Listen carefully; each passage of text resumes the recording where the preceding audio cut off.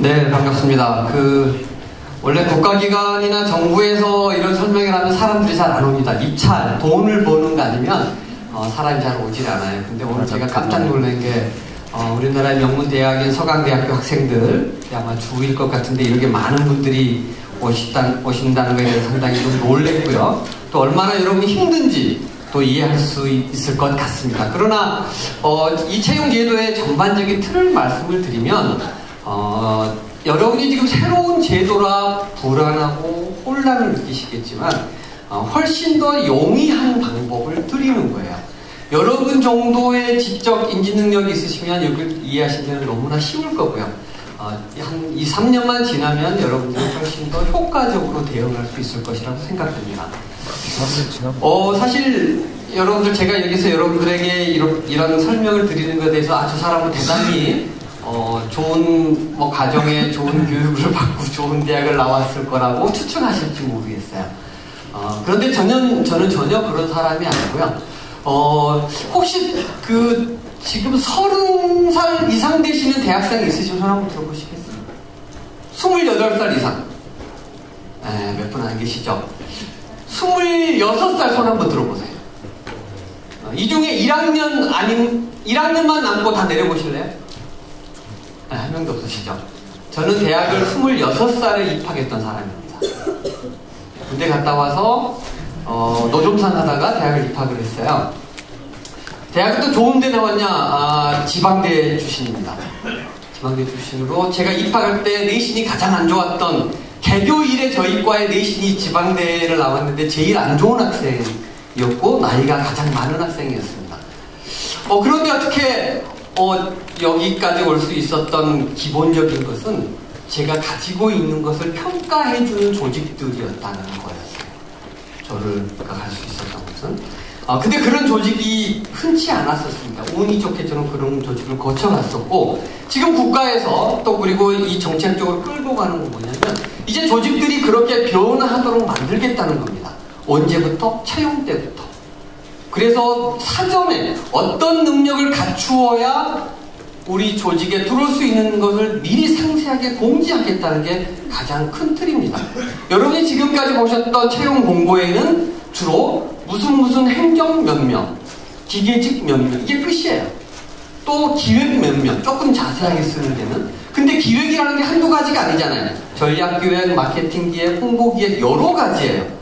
기획이라고 가보니 뽑는 것은 마케팅 기획이야. 또 거기를 가니까 그냥 생각만 잘하면 되는 줄 알았더니 통계 패키지를 다룰 줄 알아야 돼. 그러면 허수 지원자 내지는 불필요한 지원자, 적절하지 않는 지원자가 많이 몰리게 되겠죠. 그러면 그 기관은 많은 사람을 선발하는 과정에 비용이 발생하게 되고, 여러분들은 자세한 정보도 없이 거기에 지원하면서 자기소개서 또 쓰고 맞춰서 또 쓰고 그 조직에 목숨을 바칠 양 쓰게 되는 거죠. 뼈를 묻겠다는 식으로. 면접에서 그런 거짓말을 우리는 끊임없이 연습해 왔던 겁니다. 이제 그러지 말자는 거죠. 그래서 정확하게 그 일을 예전보다는 더 상세하게 설명을 드리겠다는 거예요. 그래서 예전에 사무직 몇 명, 기계 전기 몇 명, 이게 심플해 보이지만 실은 그게 어떤 사람을 요구하는 여러분이 잘 알 수 없었어요. 근데 지금 모집 공고 여러분이 보셨을지 모르지만 간단한 게 한 장입니다. 어떤 것은 2장짜리도 있고 그렇습니다. 되게 복잡해 보이죠? 그건 복잡한 게 아니고 여러분들에게 자세한 설명을 드리는 거예요. 혹시 경영학이나 인사심리나 사회심리를 공부하시는 분은 아시겠지만 KSA, 어떠한 지식, 어떠한 기술, 어떠한 태도가 필요한지까지 설명하고 있는 겁니다. 그래서 어렵고 복잡한 게 아니고 여러분이 해야 될 일이 어떠한 것이며 어떠한 사람을 필요로 하는지를 상세하게 설명해 주는 겁니다. 여러분이 보셨던 전공책 한 페이지보다 간단한 내용이에요. 네. 이렇게 이해하시고 설명을 드리면 훨씬 더 명확하게 이해하실 수 있을 것이라고 생각됩니다. 그래서 지금부터 설명을 드릴 건데 제일 중요한 건 어디를 선택하는 자보다 내가 어디에 적합한지가 제일 중요합니다.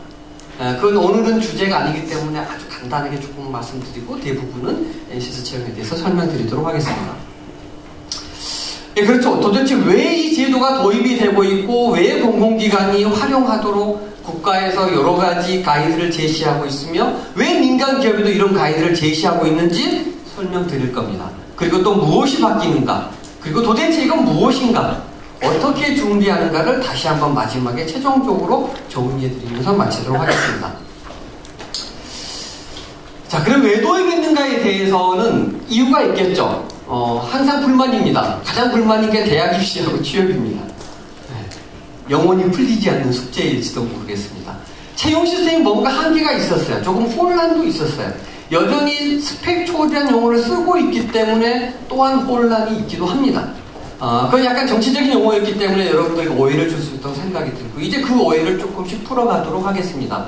그리고 과연 국가 직업능력표준은 무엇인가, 왜 만들어졌고 언제 정도부터 시작되는가에 대해서 말씀드리고, 자, 스펙 초월과 조금 진화한 정확한 개념으로서 원스펙이 무엇인가에 대해서 설명드리도록 하겠습니다. 지금까지 뭐 한 2, 3년 전까지죠. MB 정부 후반, 초중반에 나왔던 게 스펙 초월이라는 용어로 뭐 고졸 취업부터 뭐 여러 가지 이야기들이 많이 있었습니다. 그래서 스펙 초월하니까 이것저것 아무것도 안 봐 라고 하는 것 때문에 사회가 상당히 좀 혼란을 겪었던 것도 사실이에요. 물론 그때 진입했던, 조직에 진입했던 사람은 운 좋은 사람도 있어요. 너무 쉽게 들어가 버렸던. 그러나 그 사람들이 많이 적응하지 못하고 있고, 또한 조직에서도 그런 사람을 또 치고 있는 게 사실이에요. 모 대기업이 그래서 가장 많이 뽑았다가 가장 많이 잘라가지고 신문에 나오고 있어요. 뭔가 좀 오해가 있었던 것이죠. 그때가 너무 정치적으로 용어를 해석하고 활용했기 때문입니다. 하지만 지금은 조금 더 정확하게 적용하자는 것이죠. 그래서 뭐 별 이상한 짓을 많이 했어요. 한 10여 년 전에는 무슨 술자리 면접부터 시작해서 막 희한한 면접. 그래서 채용이란 과정이 정확한 사람을 뽑는 목적보다는 홍보용으로 쓰이는 경우가 상당히 많이 있었죠. 그래서 그때 홍보를 하는 것이죠. 좋은 사람을 뽑는 것과는 별로 타당하지 않은, 신뢰롭지 않은 방법들이 많이 이용됐던 게 사실입니다. 또 무슨 소셜 리크루팅이라고 뭐 SNS에 띄워가지고 뽑고 뭐 이상한 것들을 많이 했었어요. 그런 것들이 실질적으로 다 사라졌던 이유는 타당하지 않은 확률이 높았다는 것이죠. 실제로 지원자들에게 어떠한 정보도 주지 않았어. 그리고 술자리 면접하고 술 마시는 연습을 열심히 하고 갔대나요? 그건 아니잖아요. 그래서 이제는 뭐냐, 보다 또 하나는 이제 스펙이라는 얘기가 나오면서 지원자들은 다양한 걸 요구해서 보면 전부 다 봉사활동 다 했어. 전부와 모든 사람이 사회를 위해서 전부 희생한 사람들이야. 제가 공공기관 면접을 정말 많이 가보면, 야, 봉사정신이 그렇게 투철해. 전부 이타적이야. 나는 원래 그렇대. 원래 그렇대. 근데 면접에서 물어봐요. 혹시 갈등을 가진 적이 있습니까? 그러면 저는 성격이 원만해서 주변 사람 갈등을 갖지 않았대. 무슨 황당한 세상이, 이런 세상이 있어요? 그런데 왜 세상은 이렇게 갈등과 혼란 속에 빠져 있는 걸까요? 또 모두 다 공모대에서 다 1등 했대. 우리 조가 다 1등이야. 도대체 2등한 조는 어디 있는 거야? 전부 다 동아리 회장이었대. 또 다 내가 만들었대, 모든 동아리를. 와, 이거 돌아버리겠어요. 그런 허무맹랑한 거짓말들을 만들어내고, 그걸 만들기 위해서 동아리들을 막 만들어내고, 막 봉사활동 해내고, 그러나 그 사람이 일 잘하는지를 어떻게 알 수 있는 것이죠?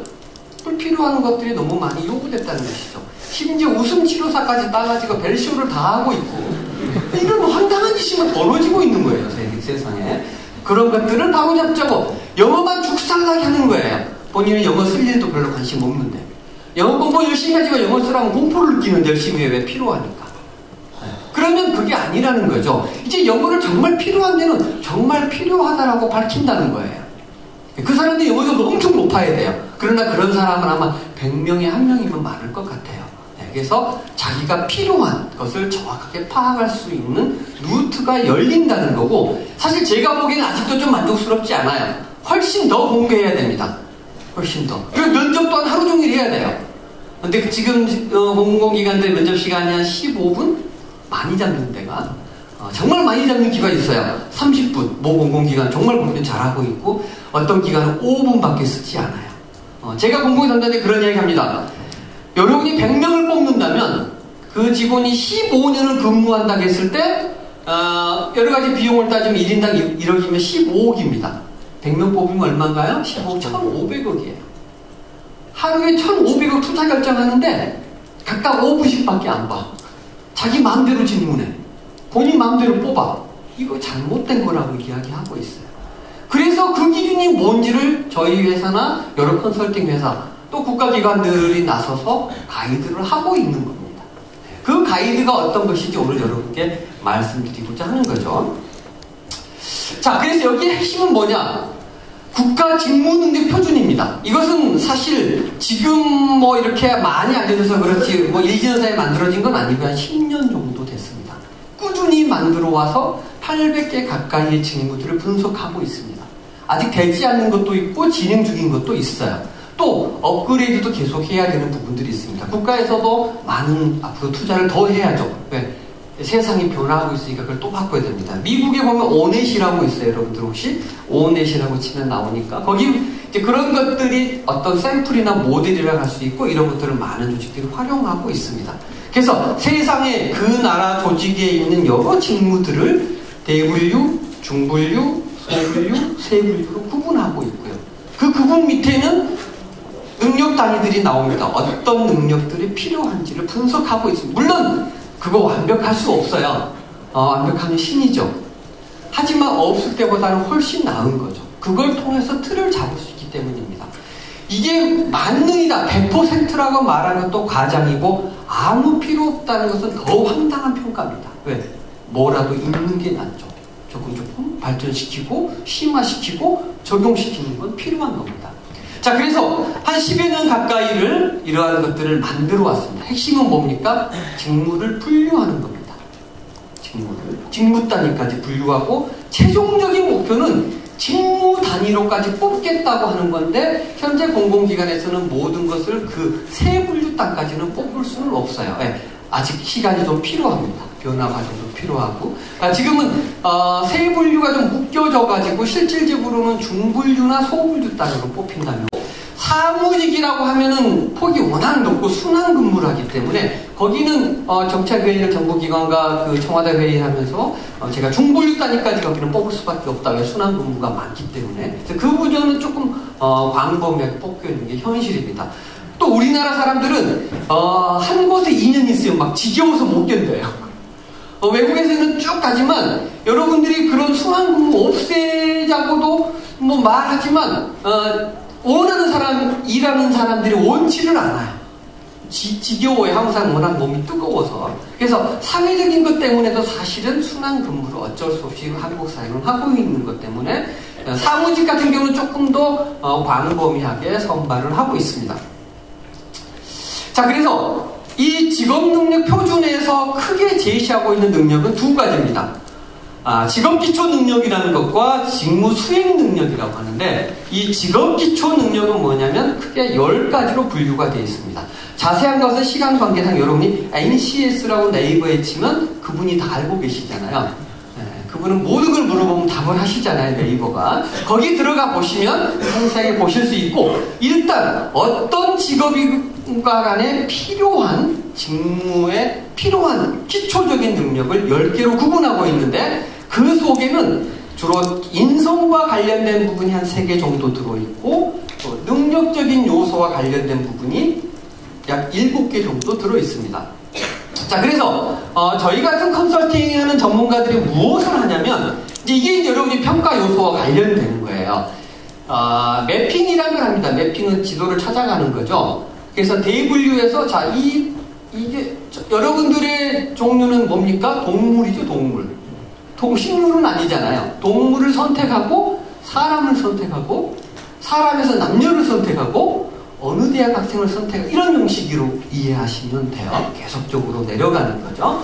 자, 내려갔는데 기본적으로 사람은 일해야 되잖아요. 부모를 알아봐야 되고 어버이날 내일 선물 준비 다 하셨죠? 누가 올린 게 자식아 나는 꽃으로 만족할 수 없다. 뭐 이런 여러분들 꽃맛이 던지지 마세요. 꽃으로는 안 된다 이제 더 이상 이런 플래카드를 집 앞에 걸었다는 부모님도 계시더라고요. 최소한 부모에 대해서 공경할 줄 알아야 되고 또 형제간에 우애할 줄 알아야 되지 않겠어요? 또 사람이면 독립적으로 살 수 있어야 되겠잖아요. 일어나서 밥 먹을 줄 알아야 되죠. 20살쯤 되면 바로 이런 것이라고 생각하시면 됩니다. 자, 그런데 어떤 직무냐에 따라서 더 중요한 기초 능력이 있을 거예요. 저희가 그래서 어떤 직무 하나를 고르면 여러 개 세 분류가 동일하게 겹쳐요. 저희가 분석을 매핑을 하면 한 직무에 대해서 그러면 이 세 분류에도 필요한 능력 단위들이나 그 아래 가면 직업기초 능력들이 있지 않겠어요? 그것 또 다른 쪽에서도 분석하니까 한 5개가 적어져 있는데 또 있고 또 다른 세 분류도 또 있겠죠? 그러면 이걸 딱딱딱딱 찍어서 엑셀에 넣으면 겹치는 게 있지 않겠어요? 가장 많이 반복되는 그거를 한 5개 정도 고르는 거예요. 최종적으로. 그래서 여러분의 공고에 다 제시가 돼요. 그게 여러분이 열심히 매핑해서 찾으는 이야기 아니에요. 그걸 공지한다는 거예요.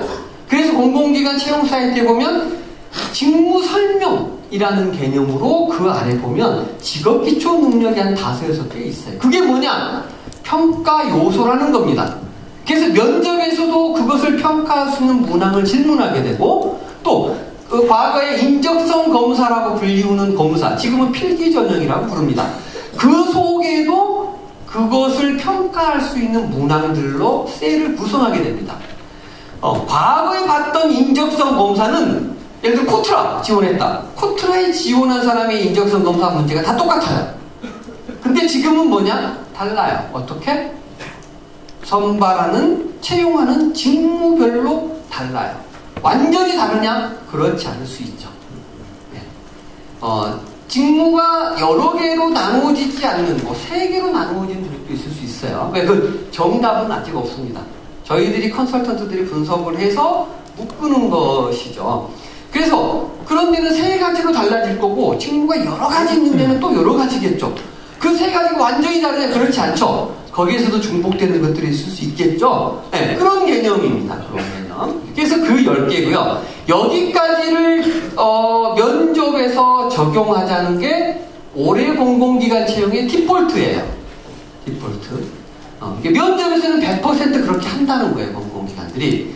그리고 직업 수행 능력까지 보는 것은 내년 하반기까지 순차적으로 내년 하반기부터 순차적으로 공공기관에 도입됩니다. 그건 뭐냐면 여기 나와 있는 대분류 24개, 중분류 77개, 소분류 227개, 세분류 857개로 나누어진 것에 따라서 직무 능력을 평가할 수 있는 요소를 선정하고 그것들을 필기 전형이나 면접 전형에서 보겠다는 겁니다.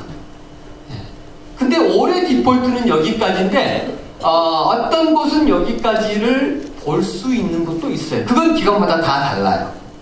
기관마다. 기관이 우리는 여기부터 바로 도입할 준비가 돼 있다. 왜? 그 돈이 많이 들거든요. 돈을 투여를 할 의사가 있거나 공공기관이 그런 돈이 있거나 내지는 그런 의지를 가지고 있는 기관은 저기까지도 도입할 수 있습니다. 그러나 디폴트는 여기까지입니다. 아시겠죠? 그래서 직업기초 능력이 10개가 무엇인가를 보시면 되는 겁니다. 다음 직무능력 채용으로 무엇이 바뀌는가를 설명드리도록 하겠습니다. 자, 제가 방금 말씀드렸어요. 여러분이 지금 누구인가를 보기 위한 것처럼 NCS 체계에도 분류 체계가 있다고 말씀드렸습니다. 대분류, 중분류, 소분류, 세분류가 있고 그 아래 가시면 세분류 단위가 들어가시면 이 능력 단위들이 나옵니다. 그리고 직무에 대한 설명들도 들어있고요. 능력 단위 요소 있고 수행 준거. 이 수행 준거 속에 지식, 기술, 태도가 들어있어요. 그래서 여러분이 모집 공고에 보면 주로 첨부 자료, PDF나 한글로 만들어져 있을 건데 그 속에 보시면 필요한 지식, 필요 기술, 필요 태도가 적어져 있어요. 이걸 적어놓은 이유는 여러분들이 이걸 알기 전에 자기를 알으셔야 돼요. 내가 나를 모르고 내가 나를 어필하면 상대도 나를 선택하지 않습니다. 또 내가 나를 속이고 내가 어느 조직에 입사했을 때 여러분 스스로 그 조직에 적응하지 못해요. 우리나라에서 대학생들이 가장 가고 싶고 돈 많이 준다는 삼성전자도 5년 내 이직률이 30%입니다. 그만두고 나오는 거예요. 1년 내에 나오는 사람도 10% 정도는 돼요. 그러니까 중요한 건 뭐겠습니까? 어디를 가느냐 이전에 여러분이 누구인가를 인식하셔야 됩니다. 물론 NCS 속에서 이런 인문학적인 요소를 평가하지는 않아요.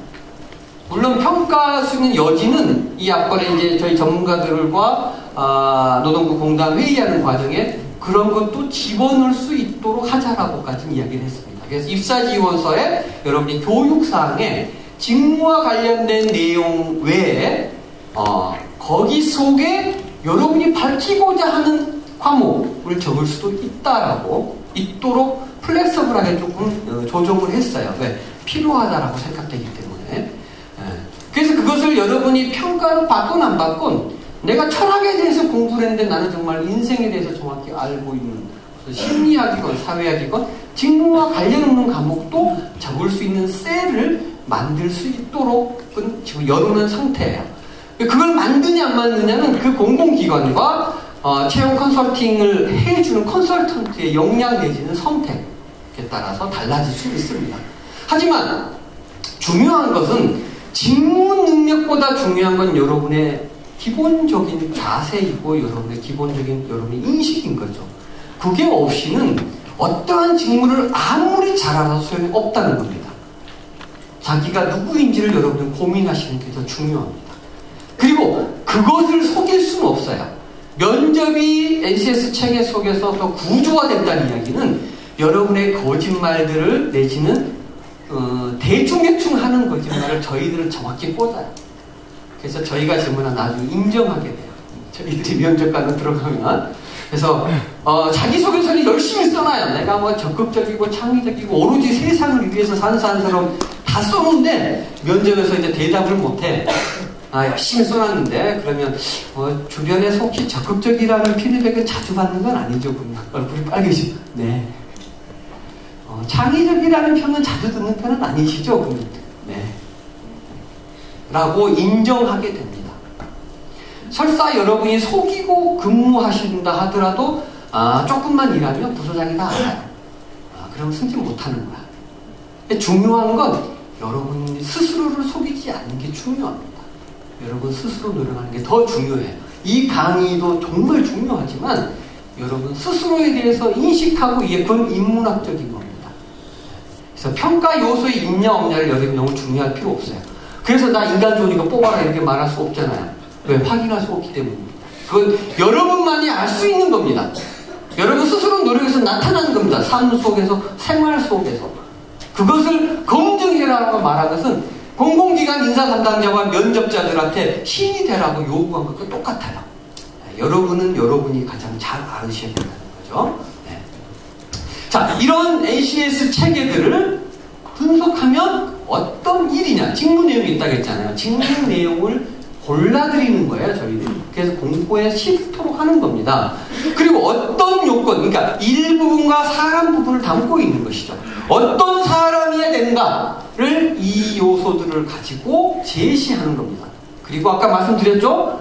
직업기초 능력 5개 있는 것을 평가 요소라고 말씀드렸어요. 그게 핵심이에요, 핵심. 가장 마지막에 있는 몇 개 적어진 게 평가의 핵심이라는 겁니다. 그게 여러분하고 맞는 것이라면 선택하셔도 되는 거죠. 자, 그래서 이 채용 프로세스를 가지고 한번 설명을 드리면 모집 공고 단계, 아까 직무기술서를 도출한다고 했잖아요. 저희 컨설턴트들이 그런 걸 하는 겁니다. 그래서 도출을 한 걸 직무기술서라고 하는데 설명이라고 하는 거죠. 직무 설명이 들어가게 되고 그 다음에 그걸 바탕으로 채용 공고문을 작성하게 됩니다. 그건 뭐 공고문 내용은 예전하고 비슷해요. 첨부된 게 추가로 있는 겁니다. 그래서 여기 보시면 특별히 달라진 게 없어요. 똑같아요. 보다 정교화되고 체계화되고 구조화됐다라고 이해하시면 되는 겁니다. 그렇게 이해하시면 되는 거고. 자, 그러면 이제 서류 전형이 시작됩니다. 입사지원서가 있죠? 예전에 입사지원서는 주로 공란이었습니다. 비어 있었어요. 뭐 가족사항을 요즘도 적으라고 요구하는 데들이 간혹 있어요. 그러면 되게 이렇게 했잖아요. 엄격하신 아버님과 인자하신 어머니 수라해서 어려움을 항상 견디고 꾸려가신 아버님을 보면서 교훈으로 삼고 또 인자하신 어머님을 보면서 따뜻함을 배웠습니다. 이렇게 쓰는 거. 그러면 아버지가 없는 사람은 어떡하라고?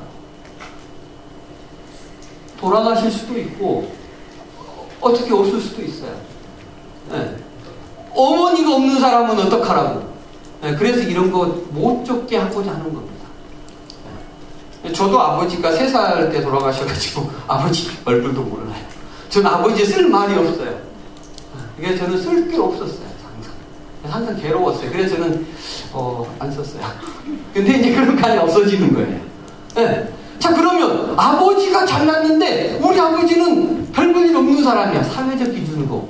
그럼 나도 별 볼 일 없어야 되잖아요. 왜? 그게 평가한다면 그 평가하지 말자는 거예요. 그래서 가족사항 적지 안 적는 거예요. 인적사항에는 기본적으로 여러분에게 연락할 수 있는 사항만 적도록 하는 겁니다. 부모가 좋은 직원 뽑아라고? 안 된다는 거죠. 그러면 불공정하잖아요. 그건 나쁜 짓이죠. 미국에서는 사진도 못 붙이게 합니다. 아마 여러분 신문 보면 몇몇 그 기업들이 사진을 안 붙인다고 발표를 했습니다. 미국에 사진 붙이면 불법이에요. 왜? 왜 불법일까요? 가끔 보면 다른 사람이 들어와. 사진하고 틀려. 포샵을 너무 진하게 해가지고 구분이 안 돼, 구분이 안 돼. 성형전과 성형부가 틀리고 막 구분이 안 돼. 그래서 불법이 아니고 인종차별이 걸리는 거예요. 그러나 모델할 때는 사진을 붙일까요? 안 붙일까요? 붙여야죠. 물어봐야죠. 네? 정보기관의 직원을 뽑을 때는 가족사항을 물을까요? 안 물을까요? 물어야죠. 이건 뭐겠어요? 직무와 관련된 사항에는 못 묻게 돼 있어요. 물어보면 불법이에요. 물어보면 불법이에요. 그래서 모든 게 직무와 관련 있는 사항만 묻도록 되어 있는 거죠. 네. 자, 그렇게 입사지원서가 만들어지고 조금 자세히 설명드리겠습니다. 그리고 어떤 기관은 입사지원서를 받은 다음에 정량평가를 하기도 합니다. 입사지원서에 있는 4가지 항목, 조금 다시 설명드릴게요. 4가지 항목을 점수화해서 평가해서 나래비를 세우기도 합니다. 이거는 하는 기관도 있고 안 하는 기관도 있어요. 네, 하는 기관은 경제적으로 조금 여유가 있는 기관입니다. 왜? 돈이거든요. 네, 전부 다 1인당 뭐 작게는 2만원에서 많게는 4만원, 5천원까지 되기 때문에 돈 없는 기관들은 나래비를 세우고 여유가 있으면 보기도 합니다. 그건 기관마다 달라요. 네, 특징은 뭐냐? 전체적인 가이드라인 속에서 기관들의 상황에 맞게 도입하는데 그 가이드라인은 뭐냐? 이 직무에 대한 설명을 꼭 붙여라. 그리고 입사지원서는 구조화해서 제시해라. 그리고 면접도 거기서 선정된 평가 요소를 반영해서 구조화된 면접을 실시하라 겁니다. 자, 그리고 나면 이제, 자, 필기전형, 아까 말씀드렸듯이 여기서 나오는 것들은 다 아까 직업 기초능력의 요소들로 세팅이 됩니다. 그 문제들이 똑같진 않아요. 왜? 문제를 개발하는 연구소나 센터, 회사별로 조금씩 다르기 때문입니다. 그래서 그게 꼭 이렇게 나와요? 그렇게 다 나오면 뽑으나 마나죠. 또 머리 좋은 사람 뽑는 거잖아요. 그래서 좀 다를 필요가 있어요. 그럼 다 외우면 되지, 유형을 다. 그래서 오히려 다르는 게 좋아요. 그런 거 조금 줄이자는 거예요. 물론 인지적인 요소가 모든 능력의 기본이긴 합니다. 그건 인정하고 있어요. 하지만 그 요소만으로 너무나 평가 결과가 달리는 것을 조금이나 줄이는 게 목적이기 때문에 문제 유형은 조금씩 다릅니다. 내는 사람에 따라 다르기 때문입니다. 자, 그리고 면접도 약간 말씀드렸듯이 이 직업기술 능력을 기반으로 면접평가를 실시하게 됩니다. 그 면접에는 크게 4가지가 있습니다. 경험 면접, 상황 면접, 발표 면접, 토론 면접이 있습니다. 각각의 특징들은 조금 더 설명드리도록 하고요. 다음. 자, 그래서 아까 말씀드렸듯이 이걸 추구하는 가장 큰 목적은 뭐냐? 불필요한 스펙이 아닌 직무에 필요한 스펙을 요구하겠다는 거예요. 명시적으로 이런 걸 준비해와라고 하지 않지만 이런 걸 평가한다는 걸 보여주는 거죠. 즉, 직무기술서에 들어있는 내용은 여러분에게 기준을 제시해 드리는 겁니다. 시그널을 드리는 거예요. 네. 그럼 어떻게? 나 이제 심각해졌어. 나는 사회학과인데 직무와 관련된 과목이 없어. 안타까운 일이죠. 그러나 여러 영역을 기본적으로 평가하고 있고요. 보완할 수 있는 방법은 있습니다. 여러분이 사이버라든가 강좌를 통해서 평생교육 시설을 통해서 그런 과목을 들을 수도 있고, 또 하나 서강대보다 조금 더 좋은 S로 시작하는 어느 대학이 여기가 어느 대학이지? 신라 대학인가? 모르겠다. 그 대학의 학생들에게 물어봤어요. 전공을 바꿀 의사가 있느냐?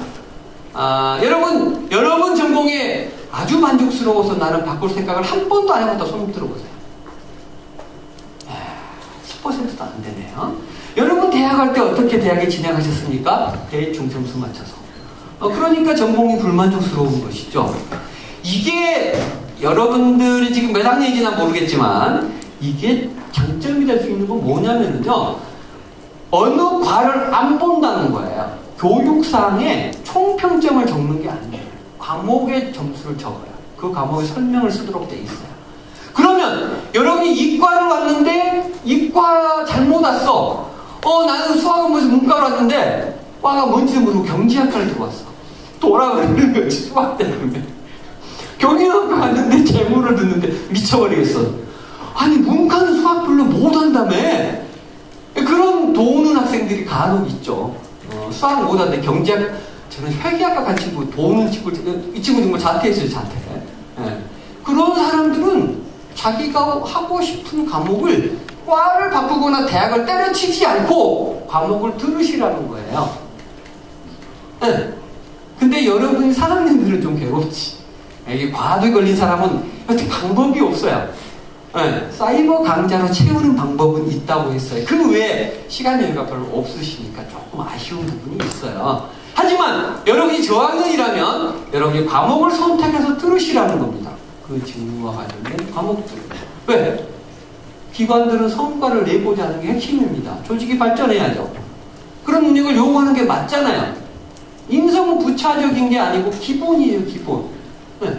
그래서 전진시키면 되는 거니까. 그래서 대학의 전공에 만족을 100% 못하는 사람들은 그런 과목을 수강해서 들으시면 해결된다는 거예요. 왜? 과목을, 전공과를 안 적게 되기 때문입니다. 그럼 여러분들이 잘못 아까 손든 5% 외에는 한 게 없잖아요. 여러분의 문제가 해결되는 거예요. 바로 이런 목적 때문에 이런 채용 방식의 변화가 되는 겁니다. 여러분이 원하는, 그래서 E를 먼저 선택하라는 거예요. 그 전에 뭐예요? 나 자신을 알라. 자기에 대해서 고민하고 자신의 삶에 대해서 고민하라는 거죠. 고민한 이후에 어떤 일인가를 선택한다면 거기에 맞게 과목을 들으시면 된다는 거예요. 과목이 전공과가 필요 없어진다는 거예요. 왜? 면접 과정에 아무도 물어보지 않고 어디에도 적지 않습니다. 무슨 과목을 들어주면 적습니다. 됐죠? 그러면 여기 95%의 고민이 해결된 거잖아요. 여러분이 1학년이라면 다 해결됐고 2학년이라면 80%, 3학년이라면 조금 덜 이렇게 해결된 겁니다. 예, 그러다 보니까 국가적으로는 많은 비용이 들어. 막 학생들은 막 높이다 보니까 내가 석사까지 하고 있는데 짜증나. 내 이따 일하러 만족을 못해. 이직을 그만두고 손실이야. 다 5학년들로 5년씩 다니고 6년씩 다니고 휴직하고 휴학하고 또 해외 봉사인데 한 주 실력 막 해외 나가서 막 고생 팍팍하고 농장에서 막 그릇 따고 막 따르기 따고 새벽에 저는 시들기 전에 4시에 일어나서 딸기를 땄습니다. 보람이 있어요. 무슨 보람은 거짓말 하지 마세요. 짜증 났잖아요. 한 줄 쓰기 위해서 면접에 써먹어 보려고. 그래서 솔직해지자고요. 솔직해지자고. 그런 거 하지 말자는 거예요. 그런 거. 기업으로 볼 때도 이제 돈 많이 들고 고생했는데 짜증나. 이 딸이 빨리 왔나? 업무에 대한 만족도가 직무의 만족도가 떨어지는 거죠. 역시 이직하는 거죠. 요즘 이직 되게 많이 해요. 왜 들어갔는데 왜 나와 도대체 왜? 이직이 없어야죠. 요즘 기업이나 조직의 가장 큰 문제가 이직이에요. 이 제도를 선도적으로 했던 기관들을 보면 이직률이 확 줄어버렸어요. 사정없이 줄었어요. 사정없이. 왜? 이게 중요한 힘을 발휘하고 있는 증거예요. 대부분 이직이 줄었어요. 대부분 1, 2년 사이에. 추세라고 보기에는 너무 급격한 이직 감소가 나왔다는 거죠. 개인 차원에서는 아까 말한 삶이 행복하지 않아. 스펙 쌓느라고 죽겠어. 나 봉사하는 거 딱지색인데 애들 진짜 싫어하는데 고아원에 가서 고생하고 막 집에서 막 할머니 꼴도 보기 싫어하는데 막 양동 가서 막 봉사했다고 쓰고 막 야 그거 아니라는 거죠. 자, 말씀 아까 드렸듯이 이 아까 설명을 다 드렸습니다. 드렸고 넘어가도록 하겠습니다. 자, 그래서 프로세스의 변화를 한번 살펴보면 과거 이 제도가 도입하기 전에는 뭐냐면 직무보다는 인재상 중심의 선발을 추구했어요. 그래서 뭐라 그래요? 옛날 포스터 보면 막 튀어야 산다, 도전하는 청춘이 아름답다 해놓고 뽑을 때는 저 새끼 너무 티네. 안 뽑아. 솔직히 수능할 때, 야, 저런 새끼를 왜 뽑았어? 이러는 것이죠. 사기치는 거야. 도전해라. 나는 남과 달라. 그러면 절대 안 뽑아. 기업이 다 거짓말 친 거야. 다. 그런 거짓말 그만하자는 거야, 기업도 이제. 응. 모난 노래 정 맞는다고 그런 절대 안 뽑아요. 절대 뽑지 않습니다. 한 100명에 1명, 200명에 1명. 매기 역할을 하려고 뽑은 경우 간혹 있어. 이모니 특별한 사고를 가지고 계신 분이. 그 외에는 그런 사람 안 뽑잖아요. 튀니까. 근데 왜 거짓말 하냐고. 거짓말. 그래서 인재상은 이렇게 거짓말로 보는 거예요. 광고에. 그래서 막 튀는 치 않으면 막 떨어져. 조용하게 뽑혀 막. 아무것도 안 했는데. 난 아무것도 한 게 없었는데. 근데 뽑혀. 거짓말을 공부했던 것이죠. 그러니까 채용 자체는 홍보수단으로 착각했던 거죠. 기업이 막 후회스러워. 와, 우리가 왜 이런 헛지랄을 했나. 반성하는 거죠. 자, 그래서 이런 인재상, 물론 인재상도 중요해요. 평가 요소에 들어갑니다. 예전보다는 줄여서 들어간다는 거예요. 왜? 그렇잖아요. 건설회사하고 노가다판 건설회사하고 애니메이션 회사하고는 달라야죠, 인재상이. 물론 그런 요소도 반영이 됩니다. 자, 그리고 개인의 신상중심. 이거 별로 안 물어본다는 거야. 직무 요건에 초점을 맞춘다는 게 가장 중요하고, 일대기억이 전부 막 소설 쓰고 막 감동이 흐르는 자기소개서. 이런 거 그만 쓰라는 거야. 전부 소설가들. 시나리오 작가들 다 아주 많이 양성을 하고 있어요. 시장도 없는데. 이런 거 그만하자는 거예요. 막 감동을 주는 막 자기소개서. 이런 거 쓰지 말라는 거예요. 직무와 관련된 얘기부터 쓰라는 겁니다. 그리고 주로 인지능력 봤는데 언제까지 인지능력 보려는 거예요. 아니 여러분들 공부해서 사람들이 갔으면 좋은 여건에서 공부했잖아요. 그럼 된 거예요. 더 좋은 학교 가는 건 더 열심히 해서 서울대 가서 좋은 여건에 공부했으면 되는 거예요. 공부 안 난 애들은 한과의 교수 3명 있는 데서 공부한 거예요. 괴롭게. 그걸로 끝나는 거예요. 보상은. 좋은 대학 나왔다고 영어 직장까지 좋은 대학을 보장을 하는 건 말이 안 되는 거죠. 그렇잖아요. 수학 과외 받으면 10점은 올라가겠죠. 영어 과외를 3년, 4년 받으면 10점 올라가기 20점이면요, 대학 4단계로 바뀌어요. 그렇잖아요? 여러분이 서열하던 나래비를 세운 대학에서 5개 낮은 대학에서 영어 과외, 수학 과외 10년 받으면 5단계는 뛸 거예요. 언제까지 그 부모가 과외도 못 시킨 부모들은 저희 어머님 같이 6남매를 혼자 키우신 어머님은 우리는 노점상 했는데 나 같은 놈은 어떻게 살아라고. 이거 바꾸자는 거예요. 그래서 인지능력이 기초긴 하지만 이걸 너무나 강조해서 뽑는 것을 바꾸자는 겁니다. 그래서 이렇게 그래서 주로 기초능력이라는 것은 인지능력이 아까 말씀드린 다 들어갑니다. 심리학적으로 다 들어갑니다. 하지만 조금 더 직무와 관련된 상황에 관련해서 문제를 내는 겁니다. 조금 자세히 더 보여드리고, 그래서 개인 특성에서 직무 특성으로 바뀌는 거예요. 그래서 제가 면접교육과가 항상 이야기합니다. 제발 동기 좀 물어보지 마세요. 왜 지원하셔서 그걸 왜 물어보냐고. 어떤 미친놈이 저 3년만 있다 나가려고 왔어요라든가, 여기가 안정적이라면서요, 안 자른다면서 그래서 왔어요. 이 공공기관 돈 많이 준다면서요, 그래서 왔어요. 곧 들어가면 외국도 생활을 시켜주신다면서요. 그냥 애나도 이렇게 주고하게 그래서 왔어요라고 말하려면 어디가 있냐고요. 여러분 제발 면접 볼 때 직원 동기 물어보지 말아주세요. 거짓말을 트레이닝 시키시는 겁니다. 그렇잖아요. 남녀 이렇게 사귀실 때 너 나 왜 좋아? 너 아버지가 부자잖아. 그래서 좋아라고 말할 미친 가 누가 있냐고요. 네가 능력 있는 것 같아서 좋아 라고 말할 놈이 어디 있냐고요. 네가 이쁘니까. 너가 조금만 못생겨서 나는 안 쳐다보려고 했는데 이쁘니까 좀 이렇게 말할 남자가 어디 있냐고요. 이래서 뻔한 질문 물어보지 마십시오라고 부탁하는 거예요. 그러면 애들이 사기치잖아요. 뼈를 묻겠다고. 그럼 공공기관이 뼈무덤이지. 대학이 상아탑이 아니고 회사가 뼈묻은 그게 돼버리잖아요. 그런 거 묻지 말라는 거예요. 필요 없는 거예요. 거짓말 연습하는 거죠. 트레이닝 소설 써오는 거.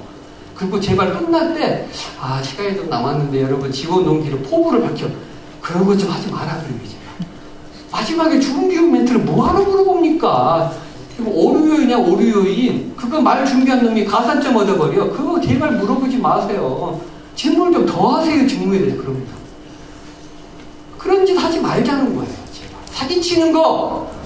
사기치는 면접 연습하지 말자는 거예요. 인생을 똑바로 살아가고 사회를 위해서 정말 헌신할 수 있는 자세와 정말 남을 위해서 희생할 수 있는 삶과 철학을 여러분에게 배했을 수 있게 대학에도 교육시켜야 됩니다. 이거 한다니까 또 무슨 면접 교육한다고 쇼하고 학원 다니고 이따위 애들 다 떨어뜨려야 돼. 학원 앞에 서 있다가 체중일 가지고 다 찍어서 다 잘라야 돼. 거짓말 연습하는 거잖아요. 나는 정말 이 정책에 성공하려면 개인적으로 학원 앞에 카메라 들이대고 있어야 돼. 다 잘라버려야 돼. 그런 애들. 거짓말 연습하러 가는 거잖아요. 여러분의 삶을 진지하게 고민하셔야 됩니다. 정말 진지하게 고민하셔야 됩니다. 물론 지금의 제도가 그걸 100% 수용할 수는 없어요. 점점 진화하겠죠.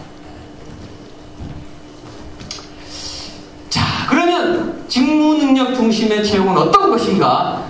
이제 서서히 본론. 사실 저는 앞이 본론이고 이거 강론으로 생각하지만 여러분들은 이걸 기대하고 나쁜 거야. 자기를 돌아봐야지. 여기 와서 어떻게 뽑힐까를 고민하시면 안 되는 거죠. 그렇죠? 자, 그래서 제가 NCS에서 없는 내용을 조금 경과시켰습니다. 직업이 무엇인가? 밥은 먹고 살아야 되는 거죠. 생계는 유지할 수 있어야 돼요. 자신의 적성과 능력에 따라서 일정한 기간 동안 계속하여 종사하는 게 직업입니다. 잠시 하는 건 직업이 아니라는 거예요. 먹고 살 수 있어야 돼요. 먹고 살 수 없는 직업이 많은 건 여러분이 바꿀 수 있게 노력해야 돼요. 그런 직업들은 잘못됐으니 바꿔야 한다라고 요구하셔야 되는 거예요. 왜? 그런 게 있는데 그러면 안 갈 수가 없잖아. 그러면 생계를 유지할 수 없어. 200만 원 받아가지고 자식을 키울 수가 없어. 생계를 유지할 수 없잖아요. 거기에 다니는 건 직업이 아니야. 생계를 유지할 수 없으니까. 그건 여러분이 사회에 요구해야 될 일이에요. 우리의 생계를 보장하는 직업이 되도록 만들어야 되는 것은 여러분의 또 다른 역할입니다. 정치인에게 요구하고 국가에 요구할 일이에요. 그건 별개의 문제인데 그게 안 되는 건 직업이 아니라는 거야. 직업이 사전적인 정의예요. 생계를 유지 못하는, 생계는 밥만 먹는 게 아니잖아요. 애 낳아야 되잖아요. 부모님 부양해야 되잖아요. 버려버리면 된다고 부모님 뭐 그러시던가. 그게 안 되는 건 직업이 아니에요. 우리나라에 직업이 아닌 직업이 너무나 많아요. 생계를 유지할 수 없는 돈을 주는 회사가 너무 많다는 거죠. 어디로 돈이 다 가버린지 모르겠어요. 일정 기간 동안 일해야 되는 거예요. 사전의 정의가 내 말이 아니고 적성과 능력에 따라서 이게 중요한 게 전제라는 거예요. 전제. 그래서 이 채용 과정에서는 이것을 잘 보기 위한 노력을 끊임없이 하는 거예요. 완벽하진 않죠. 완벽하면 심리예요. 아까 말씀드린 심리 되는 게 아니고 조금 더 완벽한 제도를 계속 만들어내는 노력을 하는 겁니다. 그렇습니다. 그래서 사람은 누구든지 자신의 생기를 위해서는 일정한 사회적 역할을 분담하는 거죠. 저도 여기 와서 강의하는 건 제가 비싼 사람이지만 제 역할을 감당하는 거예요. 왜? 사회적 역할이니까. 나같이 공부 못했던 놈이 개교일에 내신이 가장 낮고 나이가 가장 많은 집이 제일 가난한 놈이 이런 일을 해야 되는 거죠. 그렇게 사회적 역할을 분담하는 겁니다. 공공기관에 지원하시는 것은 여러분이 안정됐으니까 해외에 살 수 있으니까 외국물은 뭐 공짜로 먹여주고 생활비도 주니까가 아니고 여러분의 사회적 역할을 담당하는 공공기관에 여러분이 일하시는 거예요.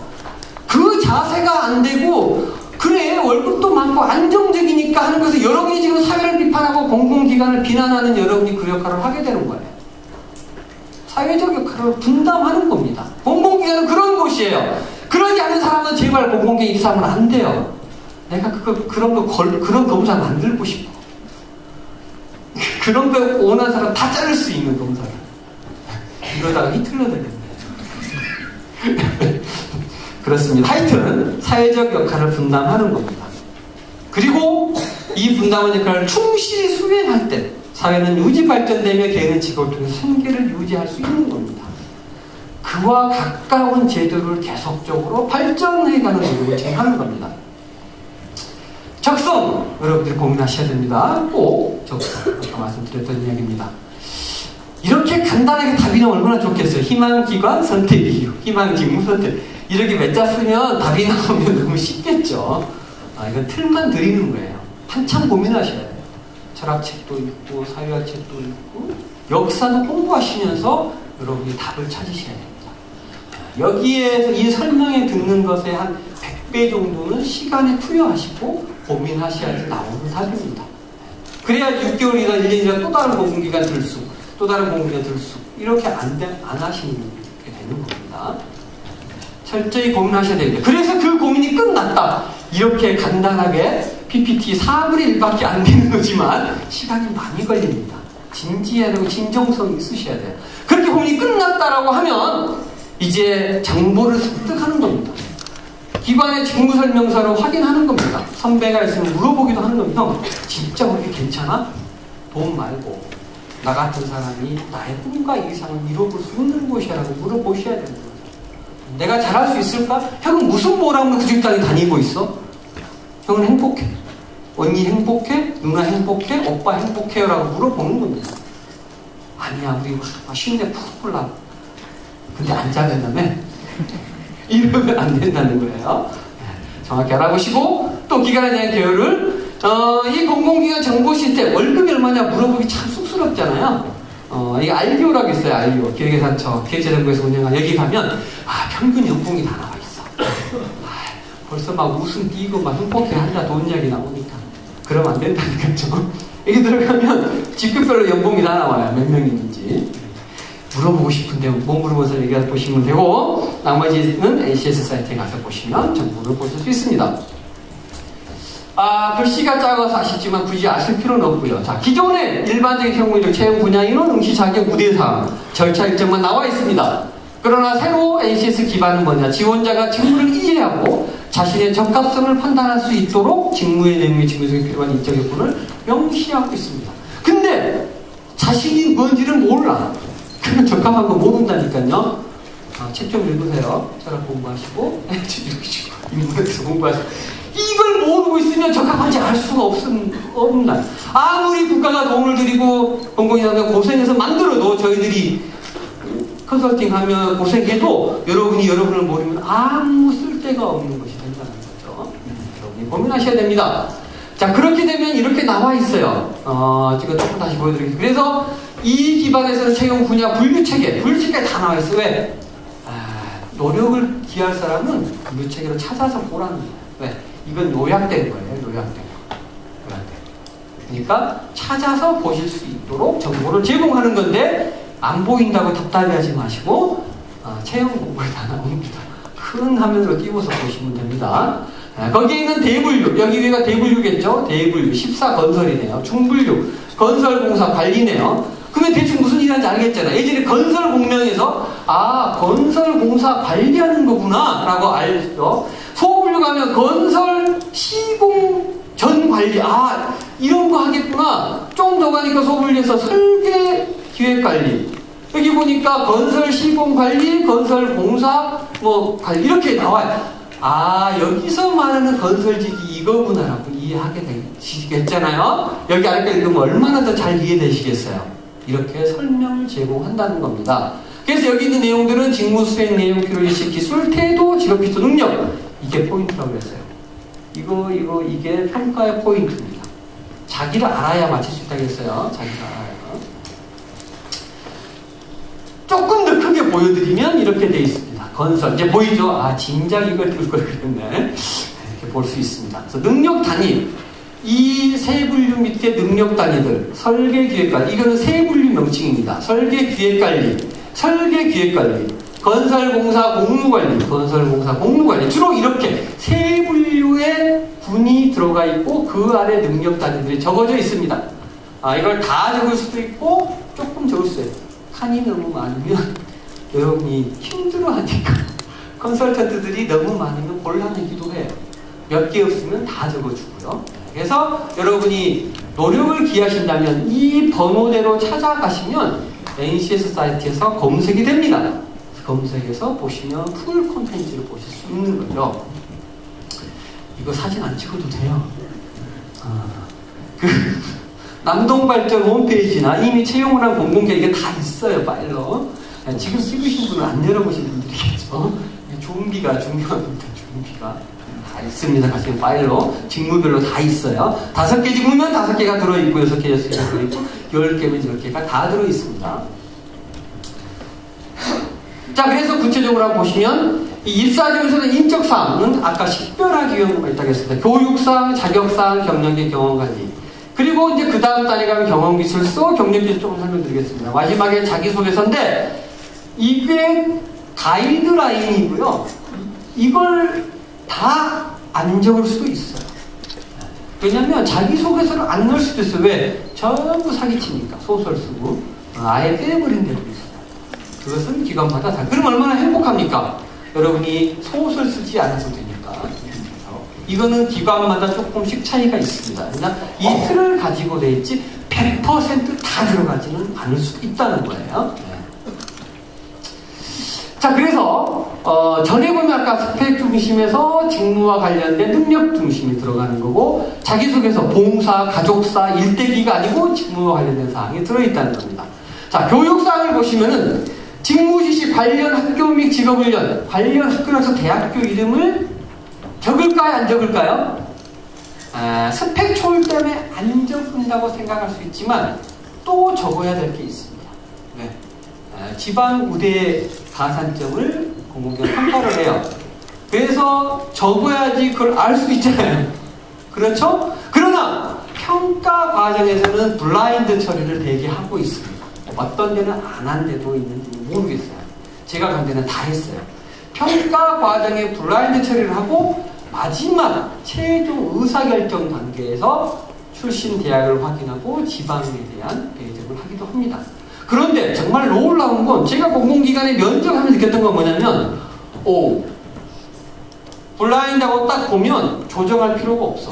지방대생이 훨씬 더 합격률이 확 높아져 버렸어요. 블라인드하고 평가했는데 점수가 이미 다 평가 기준을 대부분 넘어버려요. 대부분. 또 지방으로 이미 이전한 기관들은 더 많이 넘어버려요. 그래서 사실상 지방에 이전한 기관들은 이걸 하지 않아도 요건이 해결되더라고요. 하여튼 이유는 모르겠어요. 블라인드 하고 했는데 되더라고요. 그래서 학교 교육이라서 어느 학교에서 들었다가 아니고 과목 명칭을 적는 겁니다. 과목 명칭을. 그리고 수강 과목을 적는 거, 셀이 있어요. 그래서 일단 5개 정도를 적게 셀이 형성이 됩니다. 그것도 달라질 수도 있겠죠. 6개를 적을 수도 있고, 그건 기관마다 다를 수 있습니다. 그 다음에 자격사항입니다. 자격사항에도 그 직무와 관련된 자격증 DB를 제공합니다. 의사지원서 딱 클릭하면 쫙 떠요. 거기 웃음치료사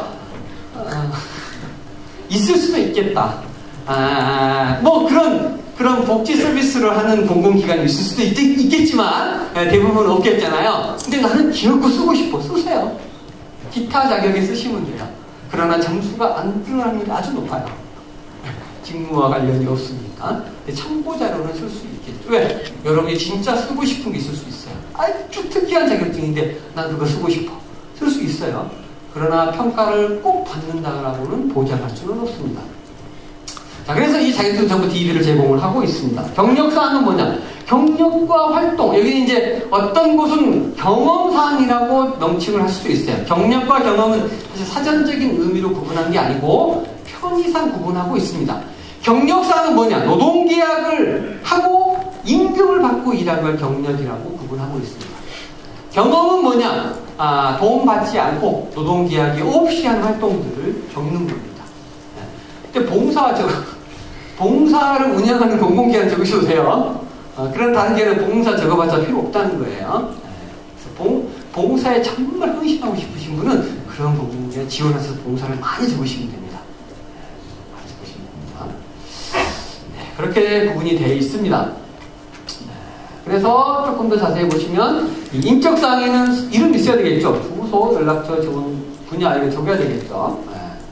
근데 이 지원서를 평가에 반영하지 않는 수도 있는데 할 수도 있다는 거예요. 이것은 조금 지우다가 잘렸네요. 그래서 이것은 기관마다 좀 다를 수 있다는 말씀을 다시 한번 정정해서 드리겠습니다. 교육상 말씀드렸죠? 자격사항, 경력사항 말씀드렸죠? 경험사항 말씀드렸습니다. 명칭은 조금씩 달라진다고 말씀을 드렸고요. 자, 입사지원서를 이건 이제 보기 위해 만들어진 거고요. 여러분이 보실 때는 이제 화면은 조금 다를 수 있어요. 왜? 셀 방식으로 구성이 되어 있으니까 이것을 이제 구현한 거예요. 종이로. 그래서 이렇게 설명자로 있구나. 설명자를 조금 크게 보여드리고 넘어가고요. 자, 그러면 아까 설명했던 대불스토블 부분이고 직무 내용 설명해 주는 거고 아까 필요식은 KS에 말씀드렸죠. 지식, 기술, 태도 보여주는 거고 이렇게 보여주는 게 이걸 평가되겠잖아요. 평가 요소. 자, 이걸 조금 아까 작아서 다시 한번 보여드리는 겁니다. 설명자 드렸던 거고요. 자, 이게 지원서입니다. 교육상 보시면 경영회계, 세무, 무역 관련 학교 과목이 설정이 있어요. 예 하시면 셀이 생깁니다. 그럼 과목명을 쓰고 주요 내용을 쓰는데 내가 그냥 부연 때 말씀드렸잖아요. 점수를 쓰는 난이 있겠죠. 점수를 쓰는 난이 몇 점 평점을 점수를 있을 겁니다. 그런 걸 쓰는 겁니다. 예 하면 셀이 생깁니다. 그다음 직업교육도 이와 관련된 학교에서는 내가 안 배웠는데 내가 추가적으로 내지는 과목에서 못 배워서 직업교육을 선택해서 예 하시면 셀이 생깁니다. 그래서 그냥 막 가라로 할 수 없도록 여기에는 대부분 첨부 서류를 업로드하게 돼 있어요. 사기치시면 큰일 납니다. 사기치지 마세요. 사기를 치는 사람이 없으면 이거 안에 업로드를 고생 안 시켜도 되는데 간혹 위조한 분이 있어서 여러 사람이 고생하는 거예요. 그 사람이 업로드합니다. 그래서 교육과정도 어느 기관에서 했는지 기간은 얼마인지까지를 다 적도록 돼 있어요. 그래서 이거에 따라 가중치가 달라질 수 있겠죠. 점수를 평점을 한다면. 자, 그래서 직무능력관련 자격증도 국가기술, 국가공인, 개별불변 자격, 이렇게 구분을 할 수도 있고 안 할 수도 있어요. 네, DB로 제공해서 구분을 안 할 수도 있으니까 평가가 아니고 참고용으로 쓰면 조금 더 느슨하게 입사지원서가 구성되어 있을 겁니다. 자, 발급기간 최저결자코드 다 이것도 역시 파일을 첨부하도록 하고 어떤 기간은 또 안 하기도 해요. 왜냐하면 면접에 올 때 가져오라고 하려고. 그래서 기간마다 조금 또 다를 수도 있습니다. 그리고 또 그런 게 뭐 있겠어요? 어떤 곳은 이제 장애를 우대하거나 보훈을 우대하는 경우도 있겠죠. 혹시 여기에 보훈이 있으실지 모르겠는데 제가 좀 드리고 싶은 말씀이 있어요. 부모님이 할아버님이 국가를 위해서 노력한 거 인정해야 됩니다. 그런데 보훈이신 분들 보면 평가해 보면 너무 떨어져요. 할아버지, 아버님의 국가 연신을 평가받아야 되지만 여러분이 나태하지는 마십시오. 그것은 죄악입니다. 국가를 위해 헌신하신 선열들에 대해 여러분은 배신한 거예요. 그분들은 국가에서 몸을 바쳤는데 여러분이 나태하시면 안 돼요. 그랬다. 장애는 좋아요. 장애는 왜? 국가가, 사회가 그걸 끌어안아야죠. 네. 보훈이라고 나태하시면 안 됩니다. 열심히 하셔야 됩니다. 들어가셔도 열심히 하셔야 되고 들어가기도 열심히 하셔야 됩니다. 보훈의 비율 때문에 보훈이 정말 상당히 좀 제 경험상 그런 적이 있어서 다 그러지 않을 거라고 생각합니다. 하지만 선열들에게 부끄럽지 않게 여러분도 준비하시라는 것을 꼭 당부드리고 그런 분이 정말 더 잘하셔야 돼요. 그래서 그 조직에서 성과 내면서 인정받으셔야지 선열에 대해서 정말 떳떳할 수 있는 거기 때문에 그것에 나태하지 마라. 여러분의 조상을 욕되게 하는 거다라고 말씀드리고 싶어요. 꼭 열심히 해야 됩니다. 이렇게 들어가게 됩니다. 사람들이요. 자기소개서 이렇게 들어가고 넣을 수 있는데 이거 안 들어갈 수도 있다고 말씀드렸습니다. 아까 10가지 영역은 이거 보시려고 사진 찍는 것보다 HSRT가 더 있다고 말씀드렸어요. 거기서 자세히 보세요. 10개. 그래서 필기평가는 결국 이것들을 평가하는 겁니다. 그래서 직업상황, 기초직업능력, 행동중심. 그래서 이게 행동중심이라는 이유는 인지능력에 대한 평가 요소를 줄이고자 하는 목적이에요. 그래서 행동중심 상황을 줍니다. 상황. 모든 문제가 그러지는 않을 수 있어요. 아까 말씀드렸듯이 이 문제를 개발하는 곳에 따라서 조금씩 차이가 있기 때문입니다. 자, 그래서 이 활용 실제 방향 이걸 열심히 안다고 해서 되는 건 아니에요. 그래서 하여튼 중요한 건 뭐냐면 직무와 관련된 능력들을 보기 때문에 여러분이 그 과목, 직무와 관련된 과목을 정말 점수가 아니고 실질적으로 진심을 가지고 정성껏 공부하면 잘 맞겠죠. 왜? 직무와 관련된 과목을 듣는 분들이 직무가 유리하니까. 그래서 이 출제 기능을 열심히 애우는 게 중요한 게 아니고 그 직무와 관련된 과목을 열심히 공부하시면 되는 거죠. 그래서 여기서 추구하는 건 뭐냐면, 철학은 뭐냐면 자기가 무슨 일을 할 것인가를 조금 더 일찍 결정하자는 거예요. 3년 전에 결정을 해서 어느 회사를 선택할 수도 있어요. 물론 그것보다는 할 수도 있지만 어떤 직무가 나에게 맞는지 고민하고 그 고민을 빨리 해서 그 직무와 관련된 공공기관에 1, 2년간 채용 공고를 보시면 어떤 내용이 필요한지 알 수 있고, 또 공고가 안 났다고 막 난리 치시는 분이 있어요. 그러지 마세요. 자기 직무를 여러분 너무나 좋은 대학 다니고 계시잖아요. NCS 사이트 가서 검색하시면 돼요. 공부를 보려고 요약본을 보지 마시고 여러분이 가고자 하는 직무를 찾으세요. 이 대학에 입학할 정도면 100번도 찾을 수 있어요. 공부 안 나와도. 왜 미리 공부 안 하셔서 하지 마시고 여기 가서 보시면 미리 다 알 수 있다는 거예요. 자기결정, 자기를 먼저 인식하고 이해하고 자기결정하고 나서 이 사이트에 보시면 미리 더 상세하게 아실 수 있다는 거예요. 이거 찾는데 1시간이면 다 찾을 수 있어요. 1시간이면. 그래도 궁금해 하시니까 샘플 문항을 보여드리면 이렇습니다. 0061호 식품 매장에서 계란에 알레르기가 있는 고객이 제품에 대한 문의를 해올 때 A라는 제품에 대하여 어떻게 설명을 해야 하는가? 조건, 중고, 행동 플러스 의문. 이렇게. 이것까지는 안 나와요. 개발단의 문제를 보여드리는 거예요. 개발단의 문제를. 자, 제품명이 든든하죠. 이렇게 듣는데 이거 보고 뭐라는 거죠? 보고 조리할 때 계란 만들어서 문제가 없을 것입니다. 저는 이렇게 상황으로 나옵니다.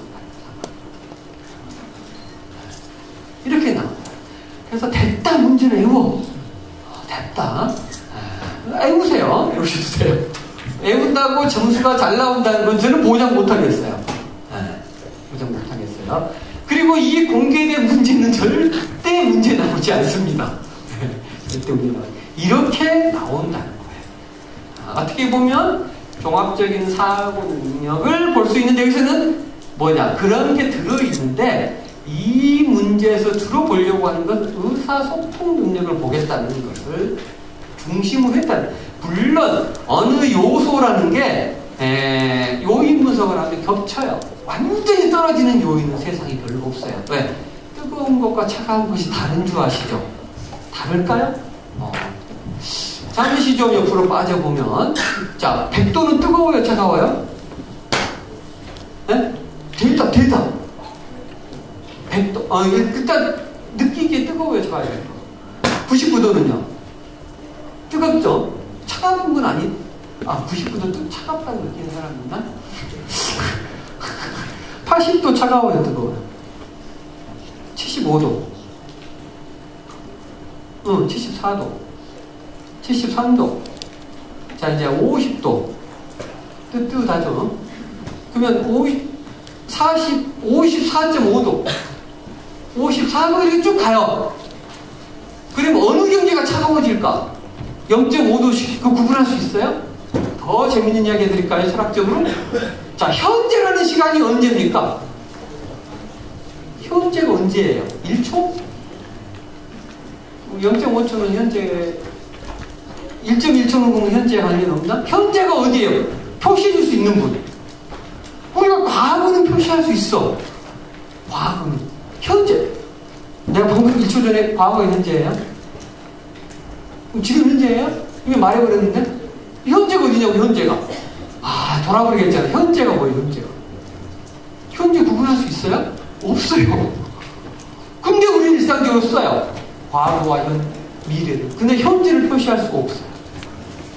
정말 신기하잖아요. 물리적으로도 그렇습니다. 물리적인 것도 미분에 나눠버리면 복잡해져요. 시간과 공간. 공간이란 뭘까? 따져보세요. 머리 돕니다. 제가 그래서 이런 고민이 생기면서 현재가 뭔지 고민하면 답이 안 나와요. 그래서 제가 그 중고책으로 그냥 시간과 공간이라는 책을 한 30권 사는데 아직 다 못 봐서 답을 못 드리겠어요. 다음에 보고 다음에 강의할 때 말씀을 드릴게요. 하여튼 이렇게 문제가 나온다는 겁니다. 이런 문제가 전부 다는 아니고요. 영역별로 한 50%는 이런 문제를 낼 수 있어요. 역시 기관마다 다를 수 있습니다. 이런 문제도 나온다는 거예요. 문제 해결력입니다. 다음 상황과 자료를 보고 질문에 답하시오. 공공인터넷에서 근무하는 K씨를 고객으로부터 바닥 추천을 달려주고 받아 쓰게 받아 추천하기 위해 다음과 같은 바닥 추천을 투자하겠습니다. 감사합니다. 인테리어입니다. 바닥 추천을 받으려고 하는 어떤지 궁금하시죠? 집에 아이가 있어요. 유해물질이 많이 나오는데 바닥재 종류 이런 거 있어요. 가격이 이런 거 있어요. 내구성이라는 건 뭐라고 되어 있어요. 다음 중 K씨가 고객에게 받아 바닥 추천하기 위해 가장 우선적으로 고려를 받을 때 특성은 무엇입니까? 를 뽑아내라는 거죠. 애워서 될 수 없는 거잖아요. 상황을 이해할 수 있어요. 상황 중심의 문제가 나온다는 겁니다. 그래서 이제 그 다음 면접으로 넘어가면 면접은 구조화됐다고 말씀을 드렸습니다. 이것도 역시 구조화의 정도는 조금씩 차이가 있어요. 컨설팅하는 회사와 그 기관이 조금씩 차이가 있기 때문입니다. 그래서 구조화되어 있다는 이야기는 오차를 줄이거나 개인의 평가위원의 개인적인 요소 반응을 줄이려고 하는 거예요. 그래서 평가자가 편차를 줄이고자 하는 목적입니다. 그래서 뭐에 맞추느냐? 아까 나왔잖아요. 평가 요소에 많이 맞추기 위해서 구조화하는 겁니다. 표준화는 왜 표준화합니까? 공정하려고. 얘들 이러고 있어요. 도대체 면접은 어떻게 합격할까요? 막 수기 올려놔. 저는 아무 말도 물어보지 않았는데 합격했어요. 저는 열심히 말을 했는데 떨어졌어요. 도대체 면접의 기준은 뭘까? 미궁에 빠져. 그것이 알고 싶은 강상중입니다. 뭐 이렇게 되는 거야 도대체. 그래서 면접은 어떻게 답을 해야 될까? 당당하게 말해야 될까? 겸손하게 이렇게 고민을 줄여주는 거야. 묻고자 하는 영역을 잘 설명하는 그게 정답이잖아요. 근데 그게 어떻게 자리냐는 거죠. 자리 뭔지를 평가 기준을 저희 같은 사람들이 조금 더 구조화되게 만든다는 거죠. 역시 100%를 할 수 없다고 말씀을 드렸어요. 왜? 우리가 해줘도 평가위원이 해석을 조금 재해석할 수 있기 때문에 해석이지만 그래서 신뢰도를 높기 때문에 매뉴얼을 제공합니다. 또 이런 말 하니까 어떤 나쁜 인간들이 공공기관의 매뉴얼을 꺼내려고 집안 사촌 팔촌 친구 손을 찾아가지고 선배 회사의 평가 매뉴얼을 주세요. 이런 놈들 정말 나쁜 놈들. 걸리면 그냥 날려야 돼요. 사회에서 매장시켜야 돼요. 그런 짓 좀 하지 말자는 거예요. 그런 것 빼가지고 학원 강사라고 설치는 놈들 나쁜 놈들. 그래서 면접의 특징은 뭐냐? 역시 이겁니다. 직업기초 능력, 역량, 평가 요소를 만들고 도출하고 평가하고자 하는 게 목적입니다. 그래서 직업기초 능력 해당력을 얼마나 잘 평가할 수 있게 만드느냐에 포인트가 있는 거예요. 아까 말씀 경험 면접은 경험을 물어보는 거예요. 과거를 보고 판단하는 겁니다. 그래서 과거에 나쁜 짓 한 놈들은 나쁜 짓 한 놈이 아주 높아요. 그렇잖아요. 그런 사람들은 인정하거나 뽑거나 하면 안 되는 거예요. 인제 잘하겠다는 놈들은 참 믿을 수 없는 놈이에요. 남자친구 사귀는데 나쁜 짓 했으면 인제 잘할게. 절대 그런 놈 믿지 마세요. 여자친구도 믿지 마세요. 그런 말 하는 사람은 절대 믿으시면 여러분 안 됩니다. 그래서 저는 와이프한테 결혼을 그랬어요. 나는 너를 세상에서 가장 행복하게 할 수가 없어. 그거 거짓말이잖아요. 근데 여자들은 왜 거짓말하면 좋아합니까? 세상에서 제일 행복할 수 있는 게 몇 놈이냐고. 한 놈밖에 없어. 나머지 다 거짓말쟁이에. 근데 그런 말을 듣고 싶어해. 거짓말을 듣고 싶은 거야. 저는 거짓말 안 했어요. 또 그리고 이런 말도 했어요. 나는 일주일에 이틀은 2시에 들어오고 일주일에 이틀은 12시에 들어오고 일주일에 이틀은 10시에도 일주일에 하루는 8시에 들어오고 약속을 평생 지키고 있어요. 한 번 어겨본 적이 없어요. 진짜예요. 저는 거짓말, 와이프 뭐라고 그래요? 야, 나 결혼할 때 뭐라, 너 그렇다 인정했잖아. 야, 전 지구상에 나한테 약속을 다시 지키는 누가 있어? 너를 행복하게 할 자신도 없다? 제일 행복하게 하고 싶지도 않다. 너는 어머님을 모실 거다. 다 했잖아. 다 지켰잖아. 그리고 내가 사업하다 망하면은 몇 해 바구니 이어라 했는데 사업하다 망해가지고 우리 와이프가 고생 죽살나겠지요. 애 데리고 교사에서 교사. 그냥 때려치라 그랬어. 학교가 비민주적이야. 야, 그러나 너 교육을 하고 싶은 거야? 교사하고 싶은 거야. 그래서 교사를 때려치게 만들었어요. 근데 이제 내가 사업하다 망했잖아요. 그래가지고 우리 와이프가 애를 안고 학원을 다녔어. 왜? 자격증을 따면 가산점을 주니까. 애를 젖을 먹이다가 울면 학원 뒤에 가서 기저귀 갈고 또 수업 듣고 다녔어요. 약속을 다 지켰어. 네, 내가 만나면 명태바구니이고 얘 기저귀도 똥그릇이 빨아야 된다. 빨아서 썼어요. 이렇게 약속을 다 지켜야 되는 사람이 세상에 어디 있겠냐는 거죠. 그래서 과거의 경험, 나는 거짓말 하지 않았다. 그 다음 상황은 뭐냐? 과거에 하지 않았는데 상황을 준다는 겁니다. 그리고 선택하도록, 결정하도록 만드는 거고, 발표도를 달아하시는 거죠. 예. 그리고, 그래서 면접평가 말씀드렸고, 이거 중요한 포인트예요. 제가 진짜 대단한 건데, 이거는.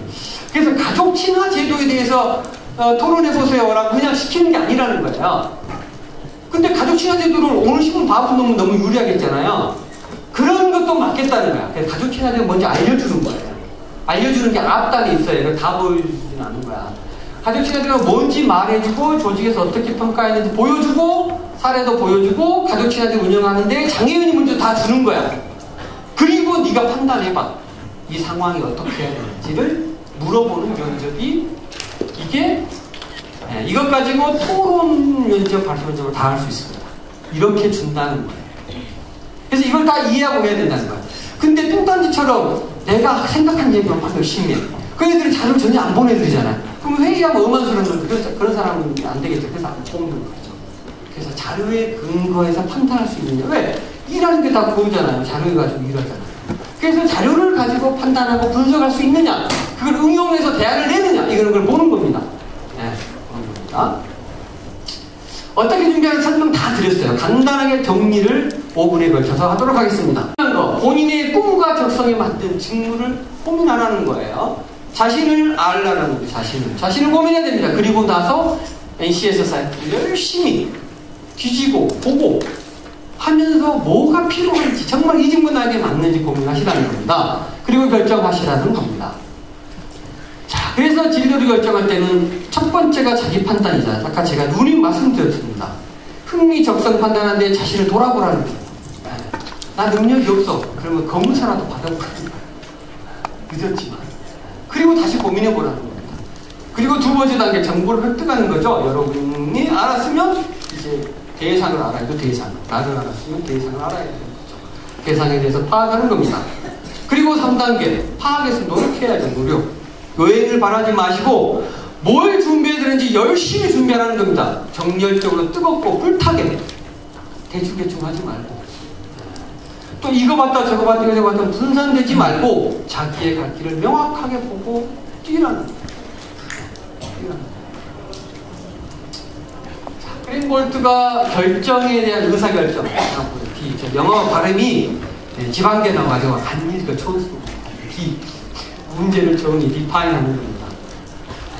이건 진짜 어려운 발음. 계획 수집하는 겁니다. 가치를 명료하게 하라는 겁니다. 대안을 모색하라는 겁니다. 이 대안은 선택 대안일 수도 있고 여러분이 다른 길을 갈 수도 있어요. 나 공공기관 보려고 했는데 아니야, 나 이거 아니야 하면 다른 길을 갈 수도 있는 거예요.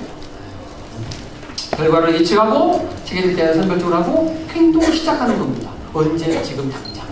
내일부터 노력하시고 당장 여러분이 노력하시는 겁니다. 자, 그리고 그리고 또 하나 도움은 ACS 이런 것도 너무 자세하게 제공해주고 있습니다. 여러분 진로에 대해서 어떻게 사실지 나와 있으니까 공짜로 이용할 수 있습니다. 회원가입만 하시면. 그래서 여기 보시다시피 대분류하고 충분히 쭉쭉 찾으면 나옵니다. 아까 말씀드렸던 내용이 여기 가면 아주 자세하게 다 되어 있습니다. 그렇게 해서 이렇게 또 직무능력을 진단하는 툴도 다 제공하고 있어요. 여기가 사실하는 거예요. 어디? ncs.go.kr 들어가시면 있습니다. 자, 이렇게 다 있으니까 하여튼 NCS 들어가시면 상당 부분이 해결될 수 있습니다. 들어가셔서 보시기 바라고. 이거 그룹 할리퀸. 나의 길을 갈 거야 라는 그 제일 중요한 거라 제가 써놓은 겁니다. 잘 안 보일까봐 읽어드리고 마치도록 하겠습니다. 모두가 걱정스러운 모습으로 나에게 이런 말을 하곤 했지. 내가 걷고 있는 이 길은 너무 불안해 보인다. 힘들어 보일지도 모르지만 한 번도 후회해 본 적은 없어. 나에겐 절대 포기할 수 없는 나만의 꿈이 있기에 너무 철없이 살아간다 욕해도 난 상관없어. 이런 나의 마음, 나의 꿈을 어느 누가 알겠어. 먼 훗날 나를 되돌아보는 날 하늘 아래 후회 없는 삶을 위해 난 이 길을 갈 거야. 그냥 날 내버려도 언젠가 때론 유혹이 밀려와 이 세상이 나의 앞을 막을지라도 난 흔들리지 않아. 그 누가 뭐라 해도 내 길을 떠날 거야. 언제나 내가 마음먹은 대로 모든 것을 얻을 수는 없겠지만 그저 그렇게 아무 의미 없이 살아갈 수는 없잖아. 너무 철없고 살아간다 해도 욕해도 난 상관없어. 이런 나의 마음, 나의 꿈은 어느 누가 알겠어. 그 어떤 어려움도 다 웃으며 이겨낼 거야. 그 언젠가 나의 꿈을 이루는 그날까지. 여러분 너무나 좋은 이런 건 사진 좀 찍어요. 제발. 아니면 나의 길을 갈 거야. 그룹 할리퀸이라도 써놔. 네이버에서 검색해서 그분이 다 알려주실 거야. 그분은 모든 걸 알고 있어. 그분은 지역도 충청도건 경상도건 전라도건 성형수술을 했건 안 했건 얼굴이 잘생기건 못생기건 서강대를 나왔건 나주대를 나왔건 어디를 나왔건 이분은 구별하지 않습니다. 남자건 여자건 차별하지 않고 결혼을 했건 안 했건 몇 살에 입학했건 구별하지 않습니다. 그분에게 물어보셔서 이 길을 딱 끼쳐놓고 여러분의 자신을 판단하고 여러분의 길을 꼭 가시길 바랍니다. 마치겠습니다. 감사합니다.